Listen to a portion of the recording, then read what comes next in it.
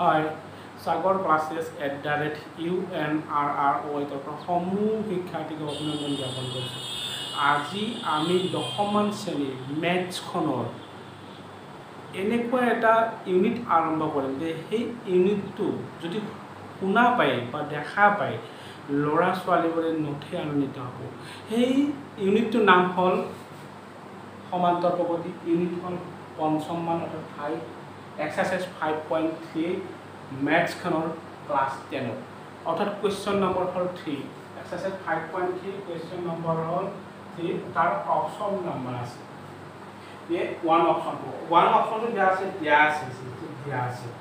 যে কি দিয়া আছে আমাক দিয়া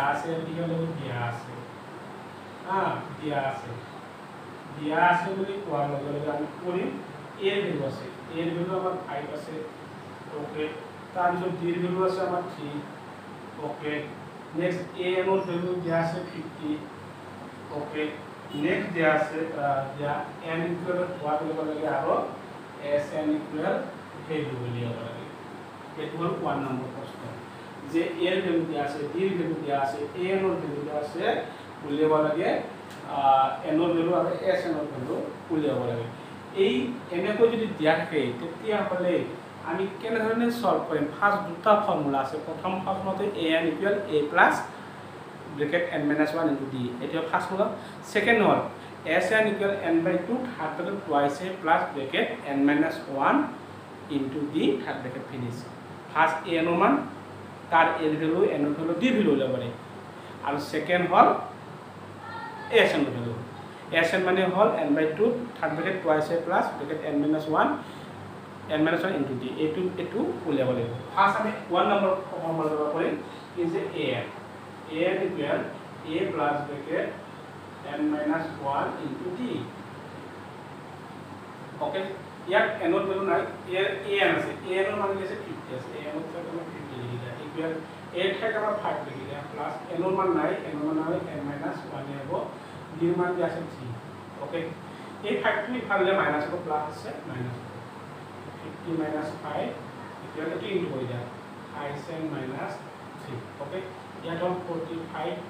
এই মাইনাস ইফালে প্লাস 3 equal 5 এটো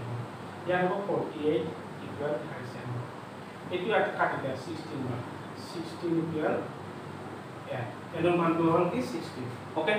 আমাৰ এনৰ ভ্যালু পোৱা গ'ল। এতিয়া আমাৰ কি হ'ব এনৰ ভ্যালু পোৱা গ'ল। এতিয়া a কি ভ্যালু যাব লাগে কি হ'ব n অৰ্থাৎ s equal n/2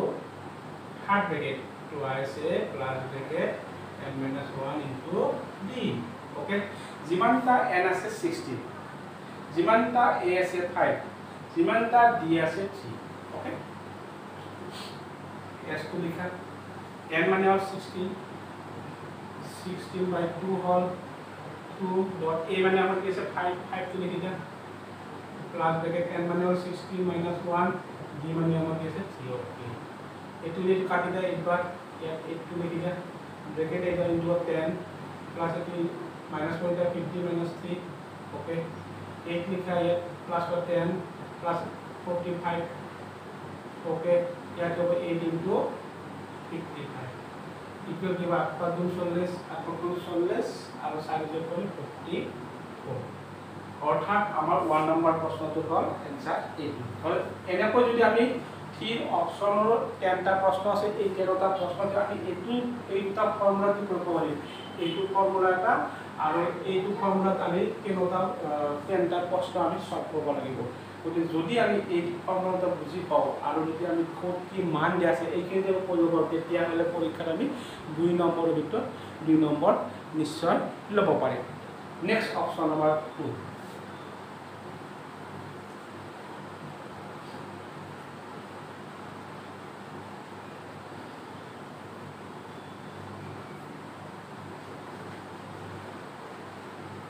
next option 2 to আমার কি আছে দিয়া আছে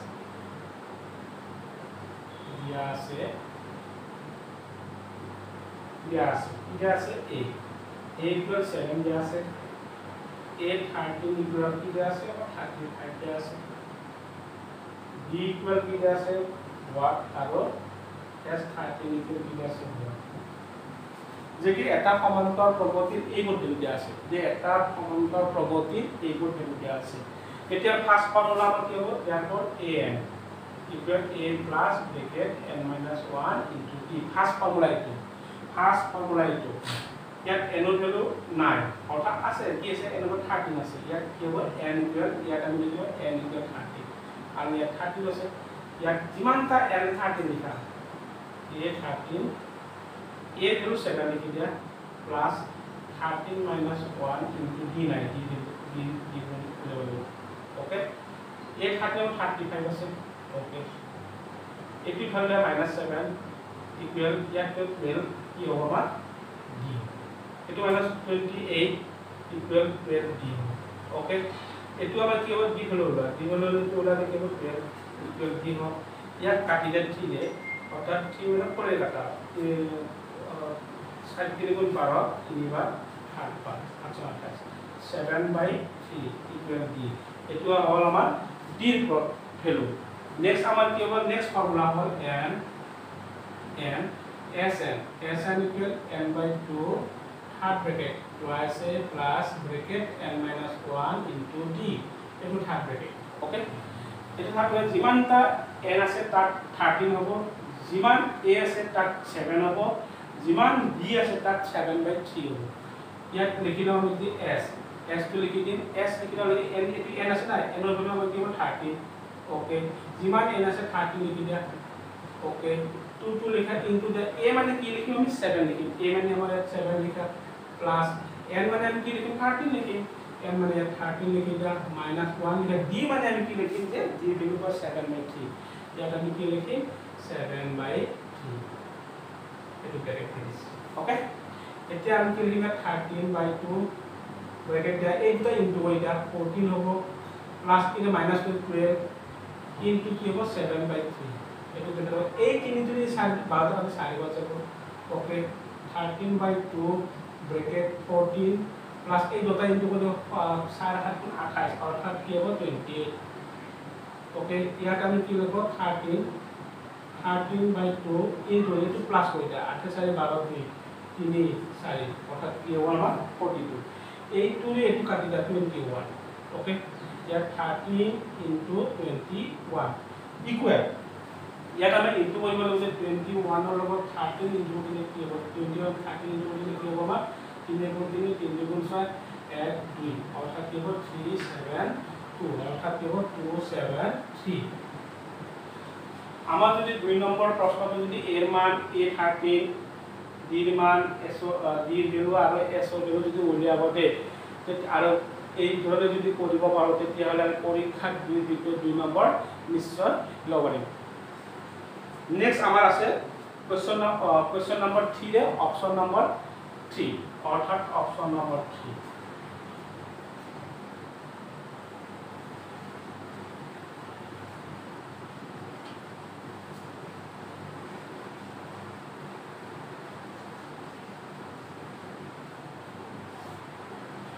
এটা সমান্তৰাল প্ৰগতিৰ ভ্যালু আছে এইটো অৰ্থাৎ দিয়া আছে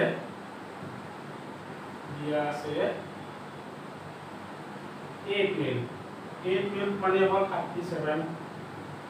d মানে হ'ল ভ্যালু আছে 3 a এর ভ্যালু 1 আৰু s12 এৰ ভ্যালু 1 এইটো হ'ল আমাৰ অপচন যে এটা সমান্তৰাল প্ৰগতিত দিয়া আছে এইবোৰ ভ্যালু ইয়াত ফাৰ্স্ট আমাৰ দুটাই ফৰ্মুলা কৈছিল যে এটা হ'ল an equal a plus bracket n minus 1 into d আৰু আনটো কোৱা হৈছিল যে sn equal n/2 third bracket twice a plus bracket n minus 1 into d third finish এই দুটা ফৰ্মুলা লৈয়ে আমাৰ এই ম্যাথ 10টা ম্যাথ আমি কমপ্লিট কৰিম এতিয়া আমাৰ হ'ল ইয়াত n ৰ ভ্যালু হ'ল 8 হ'ব n মানে হ'ল আমাৰ কি হ'ব 12 হ'ব কাৰণ n ৰ ভ্যালু 8 হ'ব ওকে এতিয়া আমাৰ ফাৰ্স্ট ফৰ্মুলা হ'ল an equal a plus bracket n minus 1 into d যিমানটা n আছে তাতে আমি কি লিখিম 12 লিখিম যিমান d আছে তাতে আমি কি লিখিম 3 লিখিম বাকি একো লিখিব নালাগে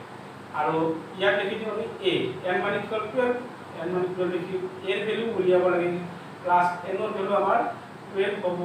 minus 1 d এর ভ্যালু দিব 3 হ'ব ওকে a12 এর ভ্যালু আমার কি আছে 37 দেয়া আছে 37 লিখি দিয়া इक्वल दिया a को लिखा प्लस 12 minus 1 11 হল minus 3 অর্থাৎ into 3 ওকে ইয়াত আমি কি লিখি দিলে 37 equal a plus 33 দুটা ইনটু কৰি দিলে এই প্লাস 30 ইফালে লেফট সাইডে minus 37 minus 33 equal a minus 4 equal a এর গুলো আমরা কি করব 4 পোৱা গল ওকে নেক্সট n n বুলি কোৱা গলে ইয়াত কি হ'ব sn sn equal n by 12 n by 2 half bracket twice a plus bracket n minus 1 into d half bracket finish ইয়াত চাবল গিলে n ৰ ঠাইত 12 লিখিব লাগিব a ঠাইত 4 লিখিব লাগিব d ঠাইত 3 লিখিব লাগিব বাকি একো নাই ইয়াত হ'ব s n ৰ ঠাইত 12 equal 12 by 2 2 into 4 plus 12 by 12 minus 1 into 3 whole d okay a into 6 12 पर 6 बार या 6 लिख दिया a होता है into by 8 whole plus a 12 11 into 3 okay या 6 लिख दिया या 8 plus 33 लिखी दिया equal 6 into दोता प्लस को दिया प्लस को दिया लिखी हुआ 11 1 41 हो इक्वल दिया 6 या 4 अर्थात 246 আমার 3 নম্বর आंसर কত s12 for 246 আৰু a ভ্যালু হল 4 অৰ্থাৎ a ভ্যালু পোৱা গল 4 আৰু s12 for ভ্যালু 246 যদি আমাৰ সমান্তৰ প্ৰগতি এনে ধৰণৰ নাম্বাৰ পৰ দিয়া থাকে প্ৰশ্নটো তেতিয়া হলে আমি যদি এই ধৰণে কৰিব পাৰো তেতিয়া হলে পৰীক্ষাত 2 বা 3 নম্বৰ আমি নিশ্চয় লব পাৰিম ওকে এতিয়া হ'ব আমাৰ অপচন নাম্বাৰ 4